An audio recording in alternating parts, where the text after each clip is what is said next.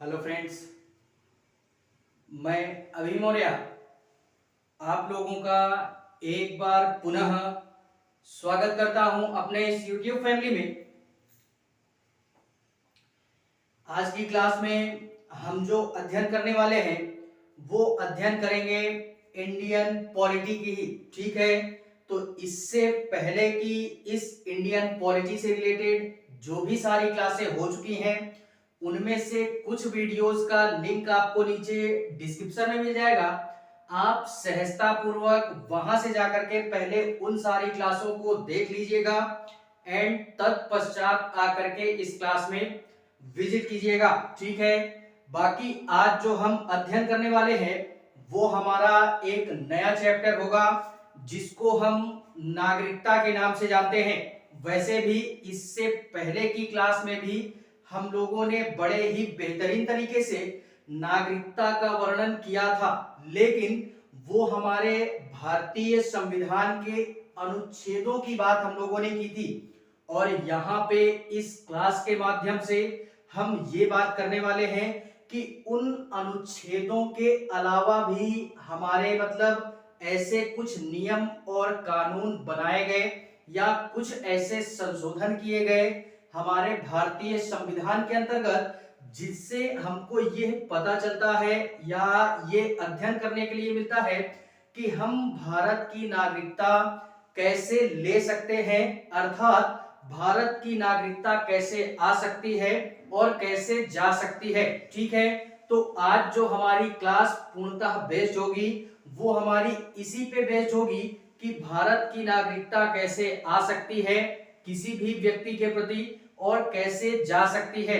इसके पहले की क्लास में हम लोगों ने अनुच्छेदों का वर्णन किया था जिसमें हम लोगों ने बड़े ही बेहतरीन तरीके से ये अध्ययन किया कि कौन सा व्यक्ति भारत का नागरिक हो सकता है। ठीक है, तो शब्दों को पकड़ना है, वहां पे प्रावधानों का उल्लेख मिलता है और यहाँ पे हम संशोधनों के माध्यम से ये पढ़ेंगे कि कौन सा व्यक्ति या हम कैसे भारत की नागरिकता ले सकते हैं।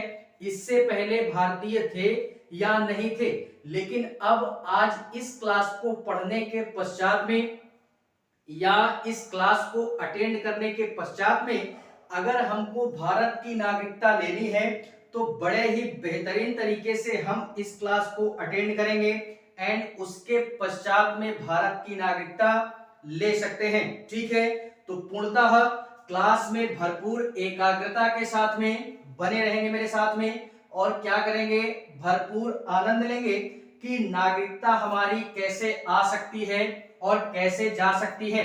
ठीक है, ये जो हम बात करेंगे ये बात होगी हमारी पूर्णतः नागरिकता की ही। ठीक है, तो ये सेकंड लेक्चर है हमारा। वैसे भी अनुच्छेदों का वर्णन कर दिया हम लोगों ने। इसमें जो आज हम पूर्णतः बात करने वाले हैं वो नागरिकता अधिनियम की बात करेंगे। नागरिकता अधिनियम की बात करेंगे। नागरिकता अधिनियम कब आता है, ये 1955 में पहली बार संसद के द्वारा हमारा ये नागरिकता संशोधन अधिनियम भारतीय संविधान के अंतर्गत इसको समाहित किया गया। अब यार इससे पहले भी हम लोग अध्ययन कर चुके हैं कि जो भी हमारा सारा माहौल था उस समय इंडिया का, तो उस समय हमारा डिवाइडेशन की स्थिति बनी हुई थी, यानी विभाजन की स्थिति बनी हुई थी। इसी स्थिति को कंट्रोल करने के उद्देश्य से जो भी हमारे संविधान के निर्माता थे या जो भी हमारे संविधान सभा के सदस्य थे उन लोगों ने क्या किया, बड़े ही बेहतरीन तरीके से स्थिति को कंट्रोल करने के उद्देश्य से नागरिकता जैसे प्रावधानों को भारतीय संविधान में समाहित किया। ठीक है, लेकिन कोई भी चीज अगर बनाई जाती है तो वो एकदम परफेक्ट नहीं बनाई गई। इसी को देखते हुए हमारे अनुच्छेद 11 के अंतर्गत संसद को यह शक्ति प्रदान की गई है कि वह अगर नागरिकता यानी आगे चल के अगर किसी भी प्रकार की नागरिकता में संशोधन की आवश्यकता पड़ती है तो संसद इस कार्य को बड़े ही बेहतरीन तरीके से कर सकता है। ये अनुच्छेद 11 हमारा भारतीय संविधान के अंतर्गत प्रावधान करता है। एंड इसी के संदर्भ में संसद का गृह मंत्रालय इसका प्रावधान करता है। ठीक है, इसको भी याद रखना है। तो इन्हीं सारी चीजों को देखते हुए 1955 में संसद द्वारा एक हमारा कानून लाया गया, जिसको हम नागरिकता अधिनियम या नागरिकता संशोधन अधिनियम 1955 के नाम से जानते हैं। ठीक है, तो देखते हैं इसके अंतर्गत या इस अधिनियम के अंतर्गत ऐसे हमारे कौन कौन से प्रावधानों को रखा गया कि जिससे भारत का हर एक व्यक्ति या इंडिया के बाहर से कोई व्यक्ति आता है तो उसको किस प्रकार से नागरिकता हम प्रदान कर सकते हैं या उसकी नागरिकता हम छीन सकते हैं। ठीक है, तो पूर्णतः यही बात करेंगे और इसमें हम ये भी अध्ययन करेंगे कि ये हमारा मूल संविधान के अंतर्गत नहीं था। अर्थात कहने से तात्पर्य ये है, मूल संविधान से तात्पर्य ये है कि जब हमारा संविधान बन करके तैयार होता है तो उस समय हमारा ये नागरिकता अधिनियम नहीं था मूल संविधान में। इसको 1955 में संशोधन के माध्यम से इसको भारतीय संविधान में समाहित किया गया और यह विशेष अधिकार संसद को ही प्राप्त है। ठीक है, अनुच्छेद 11 के माध्यम से। और समय समय पर इसमें आवश्यकता पड़ती है या आवश्यकता पड़ी भी संशोधन की। तो देखते हैं वो हमारे ऐसे कौन कौन से संशोधन हैं या ऐसे कौन कौन से संशोधन और कब किए जाते हैं। तो सबसे जो पहला संशोधन होता है, सर्वप्रथम पहले तो ये याद रखेंगे नागरिकता संशोधन अधिनियम आता कब है, 1955 में। 1955 के पश्चात में इसमें 1986 में पहली बार संशोधन होता है। ये भी याद रखना कि प्रथम संशोधन नागरिकता में कब किया जाता है, 1986 में। अर्थात 31 साल बाद 1955 में पहला आता है और जस्ट उसके 31 साल बाद 1986 में प्रथम संशोधन नागरिकता में किया गया।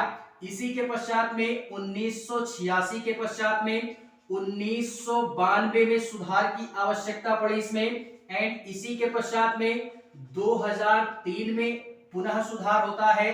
2003 के पश्चात में 2005 में सुधार होता है एंड 2005 के पश्चात में 2015 एंड 2019 ये लास्ट संशोधन था नागरिकता के अंतर्गत 2019 में। हम लोगों ने अगर पढ़ा होगा तो अच्छी बात है, नहीं पढ़ा होगा तो और अच्छी बात है। इसकी क्लास मैं अटेंड करूंगा तो वहां पे हम सारी चीजें पुनः पढ़ेंगे।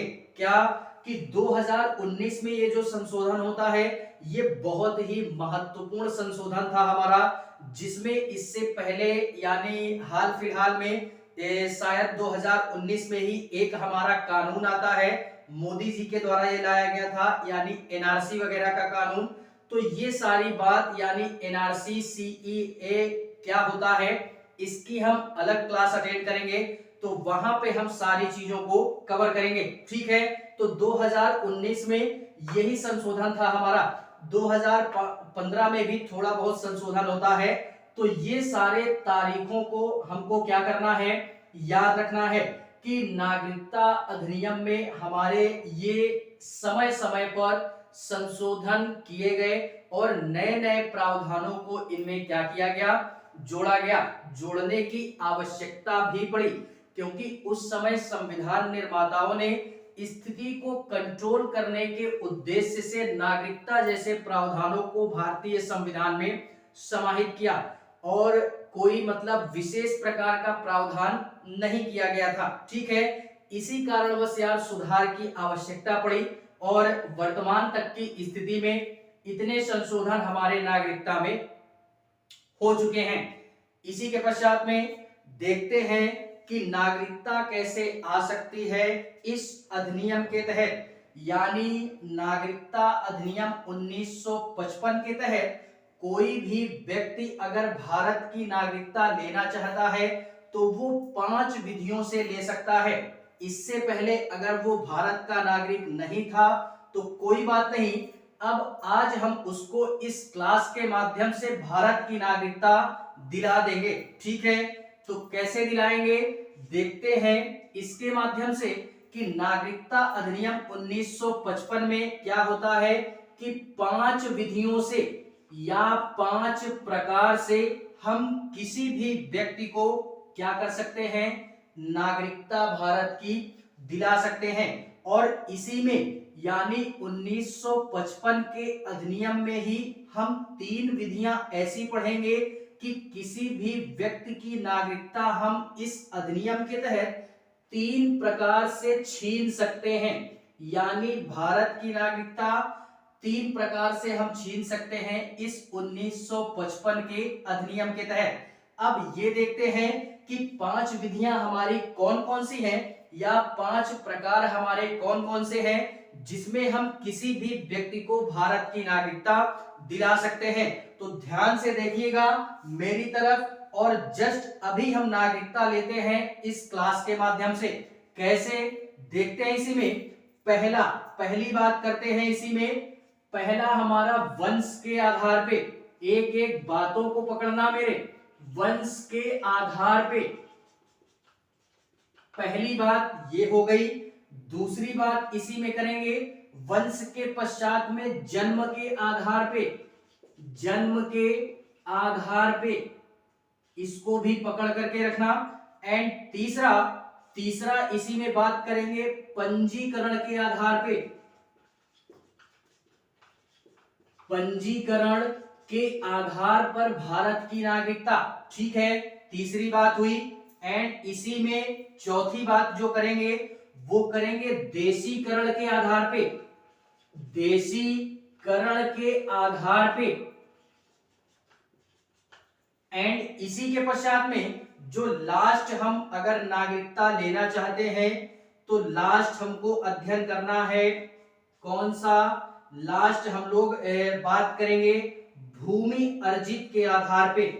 किसके, या अर्जित भूमि बोल सकते हैं, अर्जित भूमि के आधार पे कोई भी व्यक्ति भारत की नागरिकता प्रदान कर सकता है या प्राप्त कर सकता है। ठीक है, तो ये हमने 5 प्रकार ऐसे हैं इस अधिनियम के तहत कि अगर हमको भारत की नागरिकता चाहिए तो ये 5 प्रकार के हम मेरे द्वारा या हमारे द्वारा रूल और रेगुलेशन को फॉलो करना पड़ेगा, तभी भारत सरकार हमको क्या करेगी, नागरिकता भारत की दे देगी। ठीक है, इसी के पश्चात में ये जो हम 3 बातें यहाँ पे करेंगे, 3 बातें ये करेंगे कि अगर किसी को भी या किसी के भी द्वारा या अगर हम किसी भी प्रकार से कुछ कार्य करते हैं तो भारत सरकार 3 प्रकार से हमारी नागरिकता को छीन सकती है।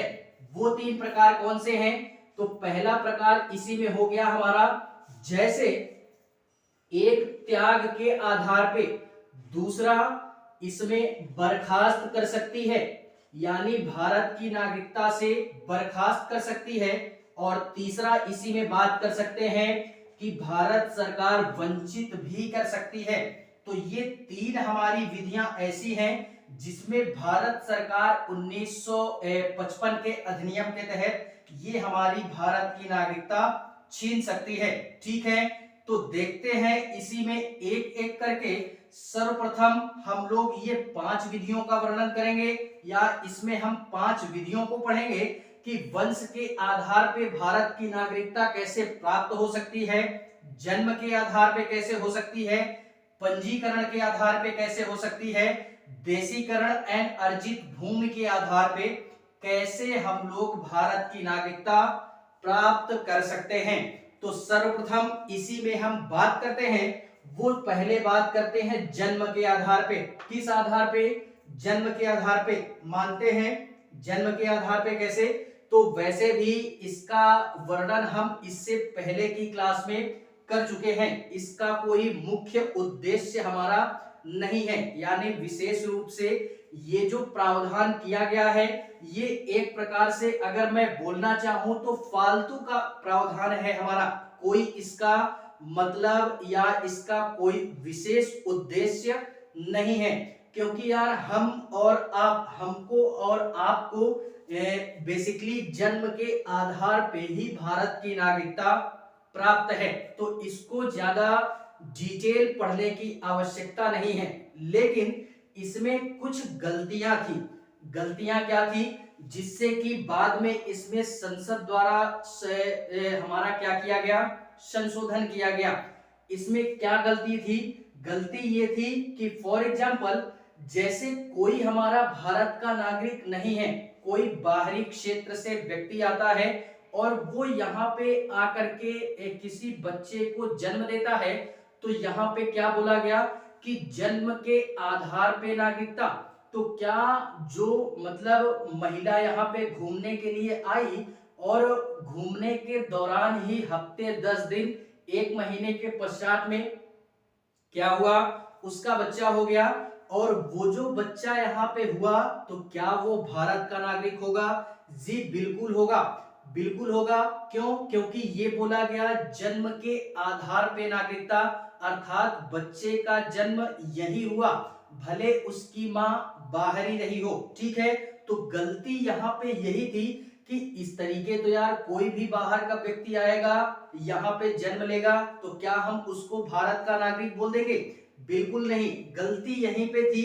तो गलती यहाँ पे यही थी, और इसी गलती को सुधारने के लिए भारत सरकार ने क्या किया, 1986 में क्या किया, 1986 में इसमें संशोधन किया, और यहाँ पे ये बोला गया, क्या बोला गया कि कोई भी व्यक्ति है अगर यहाँ पे पैदा हो रहा है या भारत में जन्म ले रहा है, तो उसके माता और पिता दोनों क्या होने चाहिए, दोनों में से कोई एक, दोनों में से कोई एक भारत का नागरिक अगर है, तो फिर वह भारत की नागरिकता क्या कर सकता है, प्राप्त कर सकता है। ठीक है, ये 1986 में ऐसी बात बोल दी गई। इसके पश्चात में जैसे ही 1986 में ये बात बोली गई कि दोनों में से कोई एक क्या हो, भारत का नागरिक हो, चाहे माता भारत की नागरिक हो या पिता भारत का नागरिक हो, दोनों में से कोई एक है, तो उसके बच्चे को भी भारत की नागरिकता प्राप्त हो सकती है। लेकिन यहाँ पे एक गलती और थी। गलती क्या थी? गलती ये थी कि कोई भी व्यक्ति है बाहर से आ रहा है, और जैसे जैसे फॉर एग्जांपल हम ये समझते हैं कोई पाकिस्तान का व्यक्ति है, वो पाकिस्तान से घूमने के लिए इंडिया में आता है। ठीक है, इंडिया में आता है और वो केवल और केवल 6 महीने के लिए आता है। हम इतनी बात करते हैं, 6 महीने के लिए आता है, और यहाँ पे आकर के उसे किसी भी इंडियन लड़की से प्यार मोहब्बत होता है बड़े बेहतरीन तरीके से। वो क्या करता है कि शादी वगैरह भी करता है। तो यहाँ पे शादी वगैरह किया, उसके बच्चे हुए, तो माहौल यहाँ पे क्या गलती हुई? गलती ये हुई, एक रेगुलेशन तो फॉलो हुआ कि दोनों में से कोई एक भारत का नागरिक है, तो फिर क्या होगा, उसके बच्चे को भी भारत की नागरिकता प्राप्त करवाई जाएगी। तो पिता भले ही भारत का नागरिक ना हो, लेकिन माता भारत की नागरिक है, तो इस उद्देश्य से उस बच्चे को भी भारत की नागरिकता प्राप्त हो जाएगी। लेकिन गलती यहाँ पे ये हुई कि अभी मेरे अगर शब्दों पे ध्यान रहा होगा, तो हम लोगों ने ये बात की कि वो जो बाहर से व्यक्ति पाकिस्तान से आया था, वो महज केवल और केवल 6 महीने के लिए आया था, और यहाँ पे वो क्या हो जाता है, यहाँ पे वो पूरी फैमिली बनाता है। तो इसका मतलब ये हुआ कि इस तरीके तो यार कोई भी बाहर का व्यक्ति आएगा, इंडिया में रहेगा, तो इस तरीके तो माहौल खराब होगा। माहौल खराब इस वजह से होगा कि उसके पास केवल और केवल जो वैलिड डॉक्यूमेंट था, वो महज केवल और केवल 6 महीने का था, कि वो भारत में केवल 6 महीने ही रुकेगा, इसके पश्चात वो पुनः पाकिस्तान चला जाएगा। ठीक है, बात केवल इतनी हुई थी। लेकिन वहां से आने के पश्चात ने उसने तो पूरी फैमिली बना दी इंडिया में।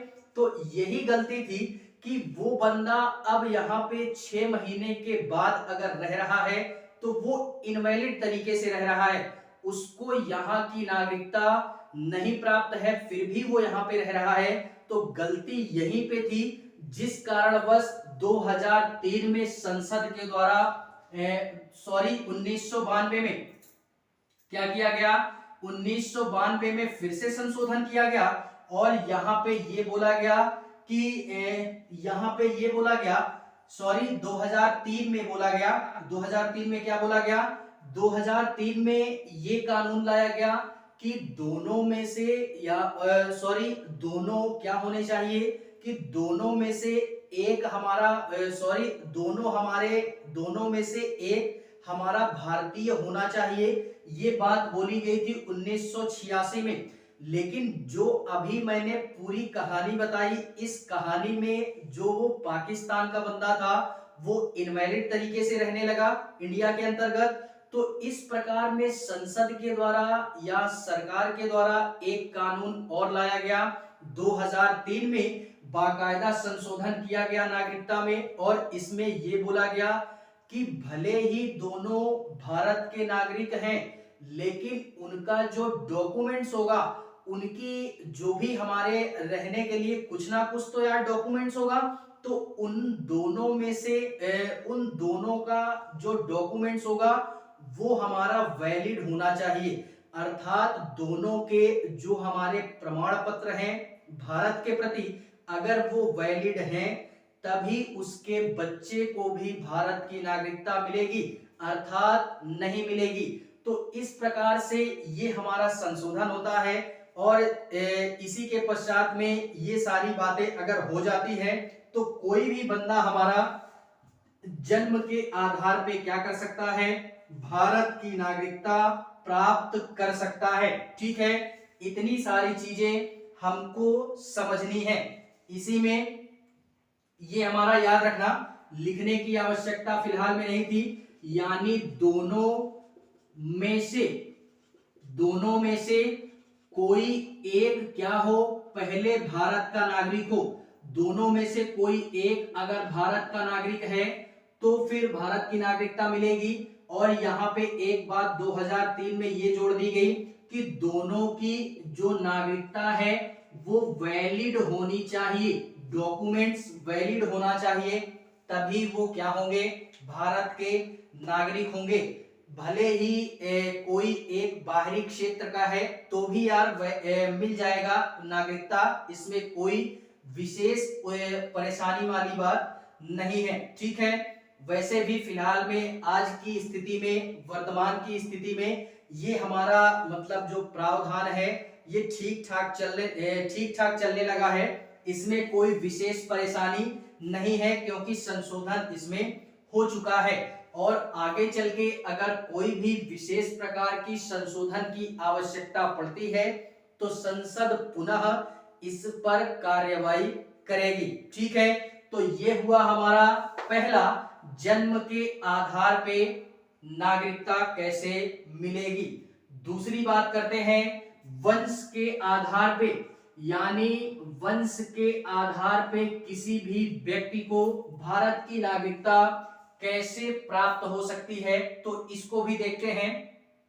वंश के आधार पे क्या बोल रहा है, वंश के आधार पे हम और आप यार वंश के आधार पे भी हैं। ठीक है, ये भी याद रखना कि हम और आप वंश के आधार पे ही हैं, क्योंकि इससे पहले हम लोगों ने अनुच्छेद 5 में अध्ययन किया है कि किस प्रकार से अनुच्छेद 5 ये बोलता है कि संविधान के प्रारंभ में नागरिकता और 3 प्रकार की हमारे शर्तें दी गई, तो हम लोग भी वंश के आधार पे ही भारत के नागरिक हैं और जन्म के आधार पे तो है ही। ठीक है, वंश के आधार पे यहाँ पे एक बात और याद रखना कि मानते हैं कि जैसे कोई इंडिया का व्यक्ति है या हम हैं या आप हैं, हम यार कहीं पे जाते हैं बाहर घूमने के लिए, ठीक है, घूमने के लिए जाते हैं और वहां पे हमारे बच्चे का जन्म होता है, कहीं विदेश गए घूमने के लिए और वहां पे उसका जन्म हो जाता है, तो क्या वो बच्चा भारत का नागरिक होगा? क्योंकि जन्म तो उसका बाहर हुआ है, इंडिया में हुआ नहीं, तो क्या वो बच्चा भारत का नागरिक होगा? बिल्कुल होगा। क्यों? क्योंकि उसके जो माता पिता हैं वो भारत के नागरिक हैं उनका उस बच्चे के जो माता पिता हैं वो क्या है, वो भारत के नागरिक हैं, अर्थात उनका जो वंशज है वो वंश उनका भारतीय है। इसी उद्देश्य से वो बच्चा भी क्या होगा, भारत का नागरिक होगा ही होगा। लेकिन यहाँ पे एक गलती पकड़ने के लिए मिली, जो कि इसमें बाद में संशोधन होता है। गलती क्या मिली, गलती ये मिली कि संविधान ने हमको जो बात बोली है, संविधान ये कहता है कि जो वंश होगा वो हमारा पिता के आधार पे होगा, ना कि माता के आधार पे होगा। यानी वंश की जो गिनती की जाएगी वो पिता के आधार पे की जाएगी, माता के आधार पे वंश की गिनती नहीं की जाएगी। ठीक है, गलती यहीं पे थी। क्यों, क्योंकि यार वंश अगर चलाएगा तो माता पिता दोनों मिल करके वंश ना चला रहे हैं, कोई इसमें विशेष तौर से पिता का ही हाथ थोड़ी ना है, माता और पिता दोनों का मतलब पूरा सहयोग है। तो इस कारणवश गलती यहाँ पे यही है कि संविधान द्वारा इसके पहले ये बोला गया कि जो वंश होगा वो पिता के आधार पे होगा। लेकिन जैसे ही महिलाओं को इन सारी चीजों की जानकारी होती है तो महिलाएं इस पे केस करती हैं। केस इस कारणवश करती हैं कि बच्चा तो हमने पैदा किया, हाँ बच्चा हमने पैदा किया, और बोल क्या रहा है संविधान, संविधान ये बोल रहा है कि वंश जो गिना जाएगा वो माता के आधार पे नहीं, वो केवल पिता के आधार पे गिना जाएगा। तो ये हमारा गलत है, ये संविधान के अनुरूप नहीं है। संविधान हमारा ये बोलता है कि भले चाहे लड़की हो या लड़का हो, अमीर हो गरीब हो, ऊंचा हो नीचा हो, सब में समानता होगी। ठीक है, सब में इक्वालिटी होगी। तो इन्हीं सारी चीजों को देखते हुए क्या हुआ कि एक हमारा सुधार इसी में लाया गया 1992 में। 1992 में ये सुधार होता है कि यहाँ पे जैसे ही महिलाओं ने केस किया तो इस बात को कोर्ट ने माना भी कि पूरा सहयोग पिता का ही थोड़ी ना होता है, वंश को बढ़ाने में माता एवं पिता दोनों का सहयोग होता है। इसी कारणवश 1992 में संविधान में संशोधन किया गया इस नागरिकता के अंतर्गत, और इसमें यह बोला गया कि अब जो भी हमारा मतलब वंश बोला है तो इस वंश का तात्पर्य ये होगा कि माता एवं पिता, अब इन दोनों के आधार पे वंशों की गिनती की जाएगी। ठीक है, तो इस आधार पे भी उसके बच्चे को भारत की नागरिकता प्राप्त हो सकती है। इस बात को हमने याद रखना है। इसका सबसे अच्छा अगर मैं एग्जांपल देना चाहूं तो हम लेते हैं जैसे सानिया मिर्जा हो गई, नाम से रूबरू होंगे, सानिया मिर्जा हो गई, वो हमारी भारतीय थी। ठीक है, और भारतीय आज भी है। उसकी शादी भले ही पाकिस्तान में हुई है लेकिन उन्होंने पाकिस्तान की नागरिकता आज तक नहीं ली, आज भी उन्होंने भारत की नागरिकता ही प्राप्त है। ठीक है, तो इस उद्देश्य से तो यार सानिया मिर्जा का जो बच्चा होगा वो तो यार भारत का नागरिक होगा नहीं। क्यों, क्योंकि इससे पहले हम लोग पढ़ चुके हैं कि वंश जो गिना जाएगा वो पिता के आधार पे गिना जाएगा, माता के आधार पे नहीं। तो माता तो भारतीय है, माता को वंश का दर्जा नहीं प्राप्त है।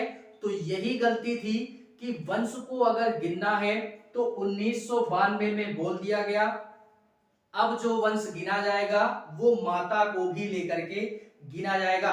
तो अब जो सानिया मिर्जा का बेटा होगा या बेटी होगी या बच्चा होगा, उसको अब भरपूर स्वतंत्रता है कि वो अगर 18 साल का हो जाता है या उसके पश्चात हो जाता है तो उसको भरपूर स्वतंत्रता है कि वो भारत की नागरिकता ले सकता है या पाकिस्तान की नागरिकता ले सकता है। उसके पास दो ऑप्शन, क्योंकि पिता उसके पाकिस्तान के, माता उसकी इंडिया की, तो उस बच्चे के पास में भरपूर स्वतंत्रता रहेगी कि वो पाकिस्तान का नागरिक बनना चाहता है या इंडिया का नागरिक बनना चाहता है। ठीक है, तो इस सुधार को भी हमने क्या करना है, याद रखना है। 1992 में ये सुधार होता है वंश के आधार पे नागरिकता, तो इस प्रकार से किसी भी व्यक्ति को वंश के आधार पे बड़े ही बेहतरीन तरीके से भारत की नागरिकता प्राप्त हो सकती है। ठीक है,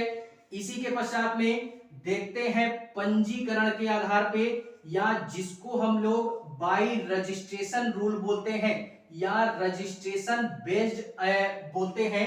तो रजिस्ट्रेशन के आधार पे या पंजीकरण के आधार पे किसी भी व्यक्ति को भारत की नागरिकता कैसे प्राप्त हो सकती है, देखते हैं इसको।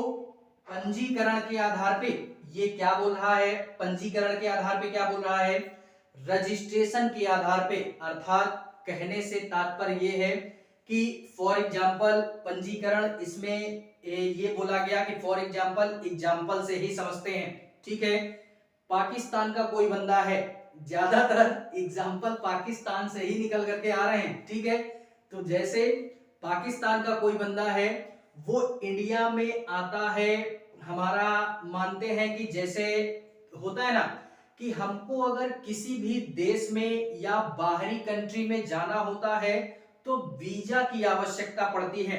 नाम सुना होगा वीजा, पासपोर्ट वगैरह। तो पासपोर्ट एक ही बार बनता है, लेकिन वीजा जो होता है ये हर एक देश का अपना एक अलग वीजा होता है।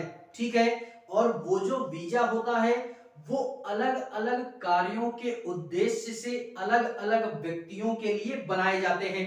ठीक है, इतनी बात समझ चुके हम लोग। लेकिन इसी में ये जो वीजा है ये वैलिड होता है कि इतने दिन के लिए कोई भी बंदा बाहरी देश में जा रहा है अपना देश छोड़ करके।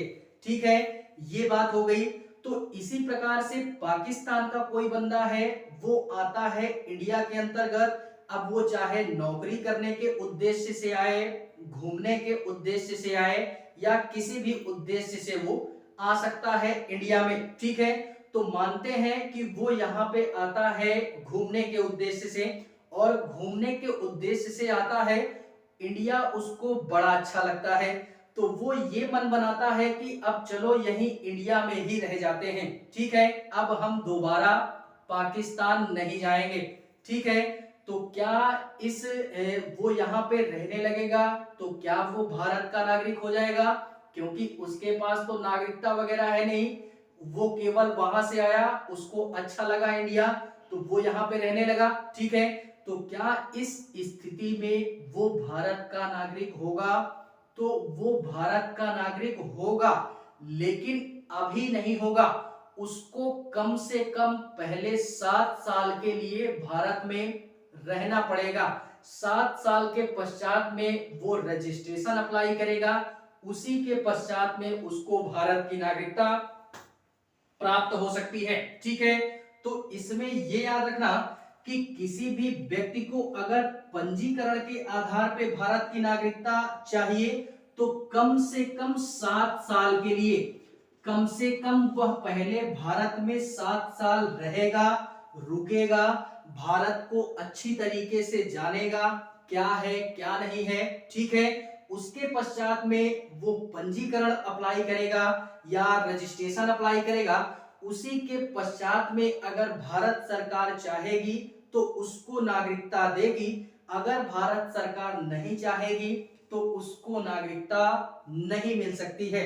इस बात को भी नोट करना कि ये व्यक्ति के ऊपर डिपेंड नहीं करता कि उसको नागरिकता मिलेगी या नहीं मिलेगी, ये यहाँ की सरकार के ऊपर डिपेंड करता है कि हमको उसको नागरिकता देनी है या नहीं देनी है। फॉर एग्जाम्पल यहाँ पे एक एग्जाम्पल और पढ़ते हैं। हमको आईएएस का एग्जाम देना है, क्या करना है, आईएएस का एग्जाम देना है। तो इसके लिए एक हमारी क्वालिफिकेशन बनाई गई कि कम से कम ग्रेजुएशन तक की डिग्री अगर आपके पास है तो आप आईएएस का फॉर्म भर सकते हैं। ठीक है, अब आईएएस का फॉर्म भर सकते हैं या आईएएस बनने के लिए कम से कम ग्रेजुएशन होना चाहिए। अब ये थोड़ी ना बोल दोगे कि हमारा ग्रेजुएशन हो गया है तो हम आईएएस बनेंगे ही बनेंगे। ये यार उस संस्था के ऊपर डिपेंड करता है कि वो आपका एग्जाम लेगी, अर्थात रजिस्ट्रेशन अप्लाई करेगी। उसके पश्चात में वो हमारी संस्था अर्थात यूपीएससी ये डिसाइड करेगी कि आपको हमें आईएएस बनाना है या नहीं बनाना है। ठीक है, तो जस्ट उसी प्रकार से कम 7 साल आपको इंडिया में रहना पड़ेगा, उसके पश्चात में रजिस्ट्रेशन अप्लाई करना पड़ेगा, उसके पश्चात में भारत सरकार चाहेगी तो आपको यहाँ की नागरिकता प्राप्त करवाएगी, अगर वो नहीं चाहेगी तो फिर भारत की नागरिकता नहीं मिलेगी। ये हुआ पंजीकरण के आधार पे, यानी बाय रजिस्ट्रेशन। ठीक है, इसमें आप किसी तरह का भी एग्जाम्पल जोड़ सकते हैं कि कोई बंदा घूमने भी आ सकता है, कोई स्टूडेंट वीजा में आ सकता है, टूरिस्ट वीजा में आ सकता है, या कार्य करने के उद्देश्य से आ सकता है। तो इस तरीके का किसी भी प्रकार से जोड़ सकते हैं, और वो यहाँ पे रुकेगा। घूमने के लिए आएगा तो बेसिकली जल्दी ही जाएगा, नौकरी करने के उद्देश्य से आएगा तो साल, 2 साल, 3 साल इस तरीके रुकेगा। और यहाँ पे आया, शादी वगैरह कर लिया कोई प्यार मोहब्बत में पड़ करके, तो फिर यार वो रुकेगा ही रुकेगा, क्योंकि शादी कर ली उसने। ठीक है, तो इसको भी हमने याद रखना है। ये हुआ पंजीकरण के आधार पे नागरिकता। इसी के पश्चात में देखते हैं देशीकरण के आधार पे नागरिकता, यानी न्यूट्रलाइजेशन के आधार पे नागरिकता हमारी क्या होती है। देशीकरण के आधार पे क्या बोलते हैं कि इसमें हम लोगों ने अध्ययन किया कि हमारे भारतीय संविधान के अंतर्गत 22 प्रकार की भाषाएं हमको कानूनी रूप से प्रदान की गई हैं, यानी 22 भाषाएं ऐसी हैं जो कि इंडिया के अंतर्गत आधिकारिक तौर पे हैं कि कोई भी बंदा इन 22 भाषाओं में से अगर एक भी भाषा को अच्छी तरीके से जान जाता है, बोलना, चालना, पहचानना, तो फिर उसको भारत की नागरिकता प्राप्त कर दी जाएगी। किस आधार पे? देशीकरण के आधार पे। ठीक है, तो इसमें यही बोला गया है, ज्यादा कुछ समझना नहीं है। देशीकरण के आधार पे ये बोला गया कि कम से कम बंदा 10 साल इंडिया के अंतर्गत होना चाहिए, 10 साल इंडिया के अंतर्गत होना चाहिए, तब उसको भारत की नागरिकता प्राप्त हो सकती है। किस आधार पे? देशीकरण के आधार पे। दूसरा, इसी में दूसरी बात बोली गई कि उसको कम से कम जो हमारी 22 भाषाएं दी गई हैं संविधान के अंतर्गत, किस अनुसूची में? अनुसूची 8 में, 8वीं अनुसूची में 22 भाषाएं हमारी दी गई हैं। ठीक है, इसको भी याद रखना। और इन 22 भाषाओं में से अगर किसी भी व्यक्ति को किसी एक भाषा का भी पूर्णतः ज्ञान हो जाता है तो फिर हम उसको भारत का नागरिकता प्रदान कर देंगे। किस आधार पे? देशीकरण के आधार पे। और इसमें एक बात और नोट ये करना कि इसमें कला एवं विज्ञान के क्षेत्र में रुचि होनी चाहिए, यानी कोई भी बंदा है अगर उसको कला के क्षेत्र में या विज्ञान के क्षेत्र में अगर बेहतरीन रुझान है उसका, तो फिर हम उसको इंडिया की नागरिकता प्राप्त करवा सकते हैं। ठीक है, जरूरी नहीं है कि तीनों ही अगर आपके पास हैं तभी आप प्राप्त कर सकते हैं। तीनों में से अगर आप कुछ भी आपके पास है तो भी आप नागरिकता प्राप्त कर सकते हैं, लेकिन ये सारी चीजें आवश्यक हैं। कम से कम 7 साल होना चाहिए, कम से कम 10 साल होना चाहिए, तो ये होना चाहिए। ठीक है, कला एवं विज्ञान इस कारणवश बोला कि अगर आप भारत के अंतर्गत आते हैं, कोई बाहरी क्षेत्र का व्यक्ति, उसको अगर कला के क्षेत्र में या विज्ञान के क्षेत्र में रुचि है और वो इंडिया में रह रहा है, तो यार क्या होगा कि अगर उसको इस क्षेत्र में रुचि है तो यार हमारे देश का तो विकास होगा ही, इंडिया का विकास होगा, इंडिया तरक्की करेगा।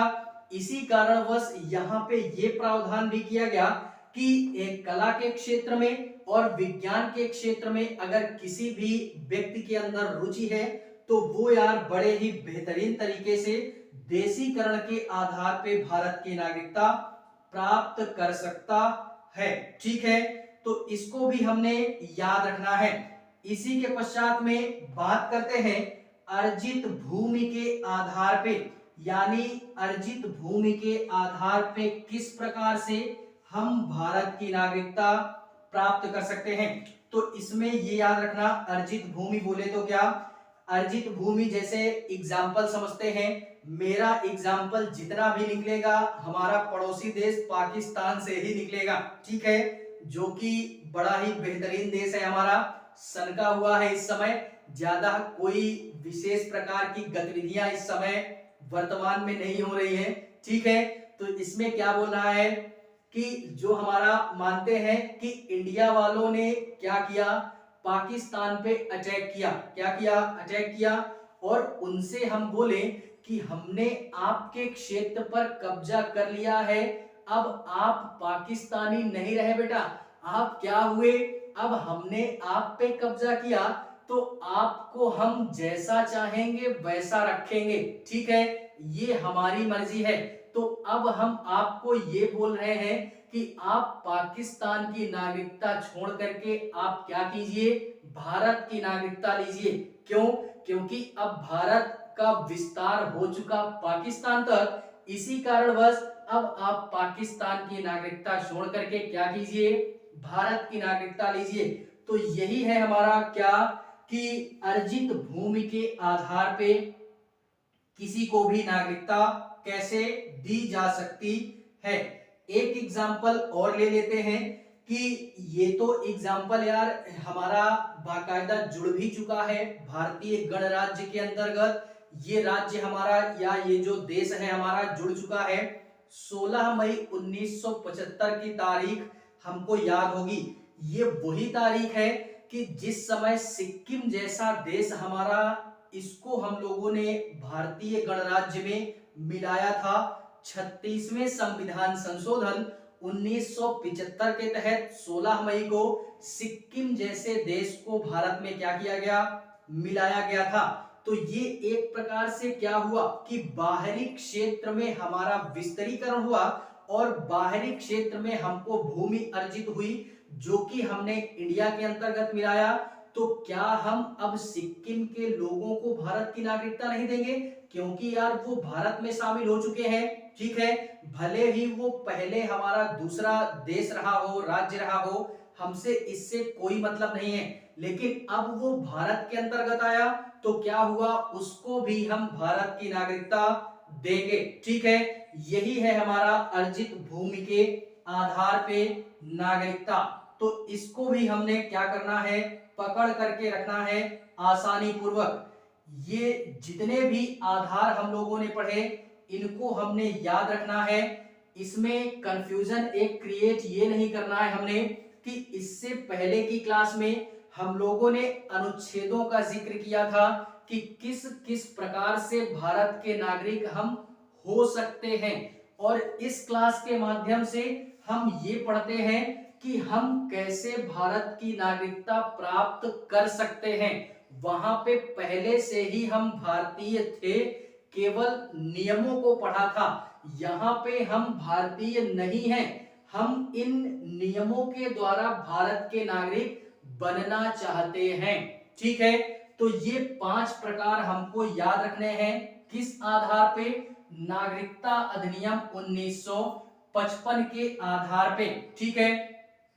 बेसिकली इसी में ये 3 चीजें पढ़ते हैं कि ये तो पढ़ा हमने कि कैसे नागरिकता ली जा सकती है, अब ये पढ़ते हैं कि भारत की नागरिकता कैसे छीनी जा सकती है किसी भी व्यक्ति से इसी 55 के अधिनियम में। तो पहला त्याग के आधार पे, दूसरा बर्खास्त किया जा सकता है, तीसरा वंचित किया जा सकता है। त्याग कैसे, त्याग का तात्पर्य ये है कि मानते हैं कि जैसे हम लोग यहाँ से नहीं, कोई मतलब कि एक प्रकार से बोले हम विदेश चले गए, यानी मैं अगर विदेश चला गया, इंडिया को छोड़ करके विदेश गया, मैंने विदेश की नागरिकता प्राप्त कर ली, विदेश में किसी भी क्षेत्र की मैंने नागरिकता प्राप्त कर ली, तो इस कारणवश क्या हो जाएगी, हमारी इंडिया की जो भी नागरिकता है वो हमको त्यागनी पड़ेगी। जिस उद्देश्य से हम इंडिया के बाहर गए वहां की नागरिकता हमको प्राप्त हो गई, तो इसी वजह से अब हमको भारत की नागरिकता नहीं मिलेगी। एक बात ये भी याद रखना कि कोई भी व्यक्ति एक समय में दो देशों की नागरिकता नहीं ले सकता है। अगर आप कहीं बाहरी क्षेत्र में जाते हैं तो वहां की नागरिकता आपको मिलेगी वहां परमानेंट रहने के पश्चात में, ठीक है, ये बात याद रखनी है। तो अगर हम विदेशी क्षेत्र में जाते हैं वहां की नागरिकता हमको प्राप्त हो जाती है तो इंडिया की जो भी नागरिकता है वो रद्द कर दी जाएगी, ठीक है, ये हुई पहला। दूसरा, बर्खास्त के आधार पे बर्खास्त किया जा सकता है इंडिया की नागरिकता से। जैसे कि मानते हैं, फिर से वही बोलेंगे, हमारा जितना भी एग्जाम्पल निकलेगा पाकिस्तान के लिए निकलेगा कि मानते हैं इंडिया और पाकिस्तान के मध्य में युद्ध होता है और मैं पर्सनली पाकिस्तान के फेवर में बोलता हूं, तो इस मतलब इस वजह से भारत सरकार क्या करेगी कि मेरे जो भी नियम और कानून है इंडिया के प्रति या जो भी हमारे उद्देश्य है इंडिया के प्रति, इन सभी नियमों को रद्द कर सकती है। अर्थात भारत की नागरिकता हमारी रद्द कर सकती है कि आप पाकिस्तान के फेवर में बोल रहे हैं, इंडिया का खा करके पाकिस्तान का गुणगान गा रहे हैं, इसी कारणवश आपकी रिक्तता या आपकी नागरिकता बर्खास्त की जाती है। या कोई पागल व्यक्ति है, दूसरा एग्जांपल, कोई पागल सा व्यक्ति है, वो यार किसी भी प्रकार का कोई व्यक्ति अमानवीय कृत्य करता है, यानी मानवों द्वारा ना किया जाने वाला कृत्य अमानवीय कृत्य होता है, ठीक है, तो अमानवीय कृत्य कोई पागल व्यक्ति ही कर सकता है। तो इस कारणवश भारत सरकार उसकी नागरिकता बर्खास्त कर देगी और ये बोलेगी कि ये पागल है, ये जो भी बोलता है बोलने दो, कोई तात्पर्य नहीं है, ठीक है। और यहाँ पे एक नोट पॉइंट ये भी डाल करके लिखेंगे कि यार जरूरी नहीं है कि जो बंदा इंडिया में रह रहा है उसकी नागरिकता अगर छीन ली गई है तो उसको जीने का अधिकार नहीं है, ऐसा बिल्कुल नहीं है। भले ही वो व्यक्ति इंडिया में रह रहा है उसको सारे अधिकार मुहैया कराए जाएंगे, केवल और केवल उसकी नागरिकता छीन ली जाएगी और उसको कुछ ऐसे अधिकार हैं जो कि नहीं दिए जाएंगे, जैसे कानूनी अधिकार, राजनीतिक अधिकार, ये सारे अधिकार उससे छीन लिए जाएंगे। केवल और केवल उसके पास एक ही मतलब बोले तो अधिकार रह जाएगा, वो रह जाएगा जीवन जीने का अधिकार। वो केवल जी सकता है, खा सकता है, पी सकता है, ऐश कर सकता है, बाकी उसको वोट डालने का अधिकार, चुनाव लड़ने का अधिकार, नौकरी पाने का अधिकार, इस तरीके के अधिकार उससे छीन लिए जाएंगे, ठीक है। तो इस तरीके से भी क्या किया जा सकता है, भारत की नागरिकता उसकी बर्खास्त हो सकती है। तीसरा, भारत की नागरिकता से वंचित करने से तात्पर्य यह है कि अभी मैंने बोला विदेश चले गए, वहां कंटिन्यू रहने पर भारत की नागरिकता रिक्त कर दी जाएगी।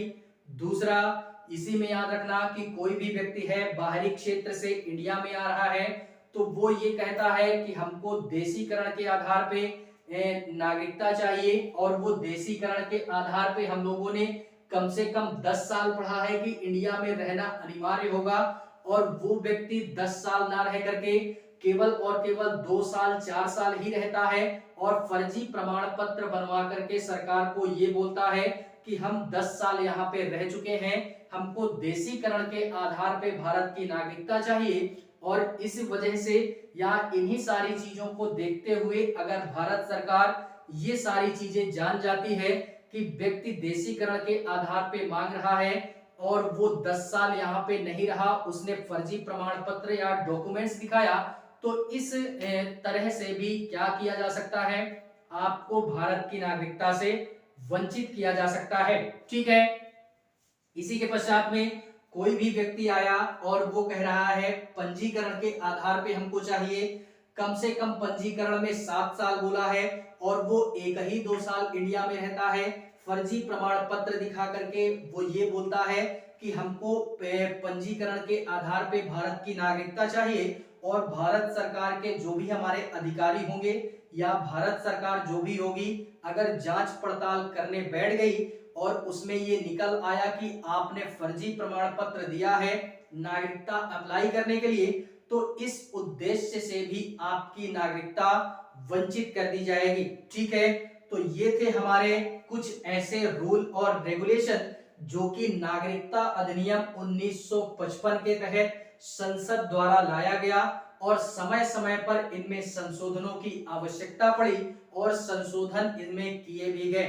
ठीक है, वर्तमान तक की स्थिति में इनमें कई सारे ऐसे बदलाव नागरिकता में किए जा चुके हैं जो कि हमारा आज थोड़ा सा बेहतरीन ढंग से ये सारे कार्य हो रहे हैं। ठीक है, इसमें एक दो पॉइंट याद रख लेना कि नागरिकता अगर चाहिए तो ये नागरिकता पहली बात ब्रिटेन के संविधान से लिया गया है, ये भी याद रखना। और इंडिया की जो नागरिकता है वो एकल नागरिकता है। क्या है? एकल नागरिकता, अर्थात एक देश एक नागरिकता। और अमेरिका वगैरह में वहां पे दोहरी नागरिकता है, अर्थात राज्य की नागरिकता अलग और देश की नागरिकता अलग। लेकिन इंडिया के अंतर्गत केवल और केवल एक नागरिकता आपको लेनी पड़ेगी, आप चाहे जिस भी राज्य से हो। यानी आपको अगर बोला जाएगा तो डायरेक्टली यही बोलेंगे हम भारतीय हैं। ठीक है, वहां पे ये नहीं बोलेंगे कि हम यूपी वाले हैं, हम राजस्थानी हैं, हम बिहारी हैं, ये नहीं बोल सकते। लेकिन ये जरूर बोल सकते हैं कि भारत के अंतर्गत यूपी के निवासी हैं, राजस्थान के निवासी हैं, निवासी बोलेंगे। ठीक है, तो यही कहने से तात्पर्य है कि एकल नागरिकता। और एक दो पॉइंट ये याद रखना कि नागरिकता सुधार अधिनियम पहली बार कब आता है? 1955 में आता है। पहली बार नागरिकता में संशोधन कब किया गया? 1986 में किया गया। किस आधार पे भारत में भारत में या कितने प्रकार से नागरिकता प्रदान कर सकता है कोई व्यक्ति? तो 1955 के अधिनियम से 5 विधियों से कोई भी व्यक्ति भारत की नागरिकता प्राप्त कर सकता है।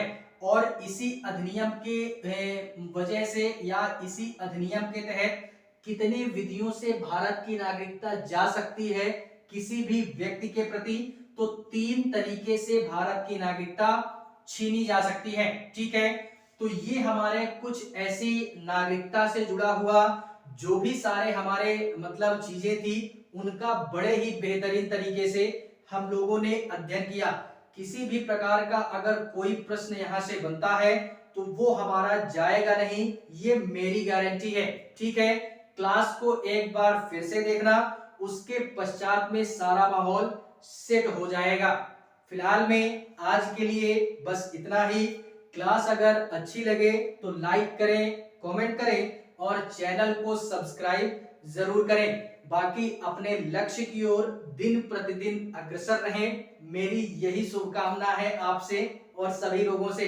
बाकी मिलते हैं नेक्स्ट क्लास में, तब तक के लिए जय